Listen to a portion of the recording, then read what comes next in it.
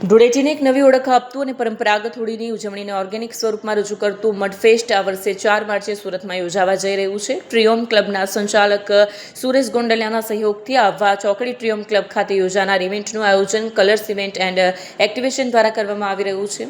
સુરતમાં મડફેસ્ટનું આ છઠ્ઠું આયોજન છે. કોવિડ સમયગાળા દરમિયાન બ્રેક બાદ હવે મડફેસ્ટ ફરીથી કમબેક કરી રહ્યું છે. આયોજકોનો દાવો છે કે કોવિડ બાદ હવે માર્કેટ ફરીથી મોટા અને કોમર્શિયલ ઇવેન્ટ્સ માટે તૈયાર છે અને ગુજરાતમાં દેશ વિદેશના ટુરિસ્ટને આકર્ષિત કરવાનો ઉદ્દેશ્ય છે. મડફેસ્ટની ખાસિયત અંગે તેમણે જણાવ્યું કે મુલતાની માટી અને કુદરતી માટી ત્વચા માટે લાભદાયી છે અને તે નેચરલ ફેશિયલ જેવી અસર આપે છે, જેના કારણે સ્કિનમાં નેચરલ ગ્લો આવે છે. આ ઇવેન્ટમાં મુંબઈના પ્રખ્યાત મહિલા ડીજે રીના બારોટ અને અન્ય ડીજે પાર્ટી, રેન ડાન્સ, એક્ટિવિટી ઝોન જેવી સુવિધાઓ ઉપલબ્ધ રહેશે. સાથે જ મુલાકાતીઓ માટે લોકર રૂમ, મહિલાઓ માટે અલગ ચેન્જિંગ રૂમની વ્યવસ્થા પણ કરવામાં આવી છે. ફેમિલી માટે ખાસ એક્ટિવિટી ઝોન રહેશે, જ્યાં બાળકો પણ આનંદ લઈ શકે. આ વર્ષે ખાસ આકર્ષણ તરીકે પ્રાઇવેટ પીટ્સ અને વીઆઈપી લાઉન્જની સુવિધા પણ છે. આ વિશાળ ઇવેન્ટ માટે લગભગ 8થી 10,000 યાર્ડ જેટલા મોટા ગ્રાઉન્ડમાં આયોજન કરવામાં આવશે.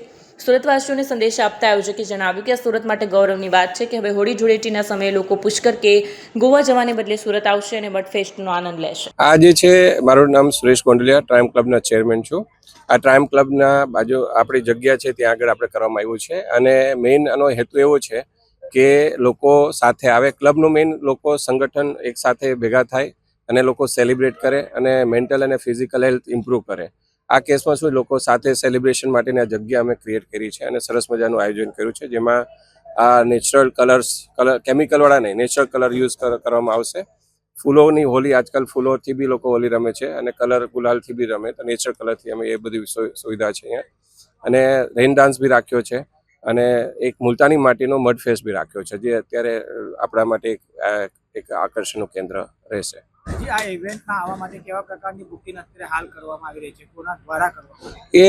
એ અમારા ઇવેન્ટ કંપનીને આપ્યું છે બધું મેનેજમેન્ટ.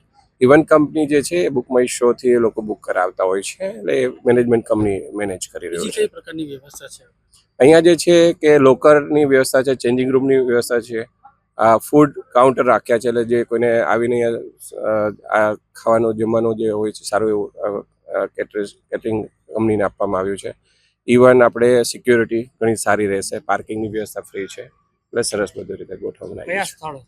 આ જે છે સ્થળ છે આપણે આબા ચોકડી કહેવાય, ત્યાંથી 500 મીટરની જગ્યા પર આવી જાય છે અને ન્યૂ વેશો કહેવામાં આવે છે. અને બીજું સરસાના ડોમથી બી આવી શકો તમે, બંને જગ્યાથી આ બહુ કન્વિનિયન્ટ છે. અને વેસો જીડી ગોયંકાથી 3 કિલોમીટર દૂર છે.